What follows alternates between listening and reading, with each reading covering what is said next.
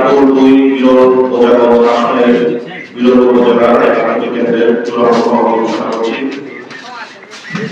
71টি কেন্দ্রের প্রাপ্ত ফলাফলে দেখা যায় আলোচনাটি জামাতকে 71টি কেন্দ্রে ভোট দিয়েছেন 3015টি। বাংলাদেশ জামায়াতে ইসলামের প্রার্থী একে মাহতাবুল্লাহ তারুণকে ভোট পেয়েছেন 71টি কেন্দ্রে মোট ৬৮,৯৫১টি। বাংলাদেশ খেলাফত অফিসের প্রার্থী জুবাইর সাইদ রিকশা প্রতীকে ভোট পেয়েছেন ৭৯৬টি। ইসলামী আন্দোলন বাংলাদেশের প্রার্থী মোহাম্মদ রেজওয়ানুল করিম রানী হাতপাখা প্রতীকে ভোট পেয়েছেন ৭১টি কেন্দ্রে মোট ৫৭৯টি।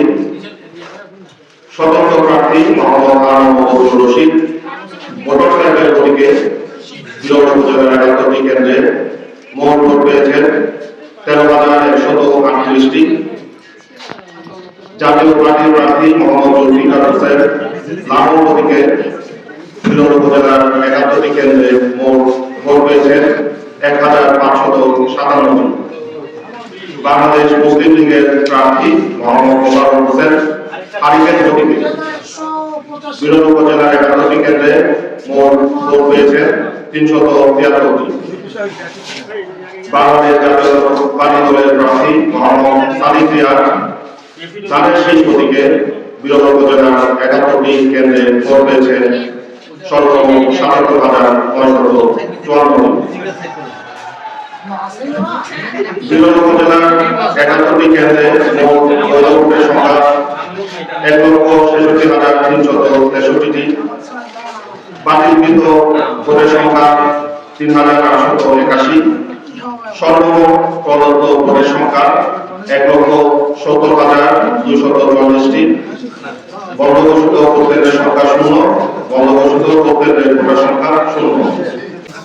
গণভোটের ফলাফল ঘোষণা করছি। বিরোধ উপজেলার মোট ৭১টি কেন্দ্রে মোট ভোটের সংখ্যা ছিল ২,২৮,২৮৫। এর মধ্যে হ্যাঁ ভোটের সংখ্যা আমরা পেয়েছি ১,০৫,৩৩৩টি।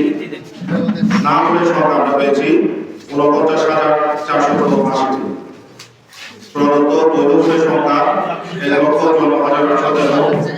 অবৈধ বা বহির্ভূত পাঠিকৃত ব্যালট পেপারের সংখ্যা ১৪,৯৭৩। প্রদত্ত মোট ভোটের সংখ্যা ১,৬৯,৭৮৬।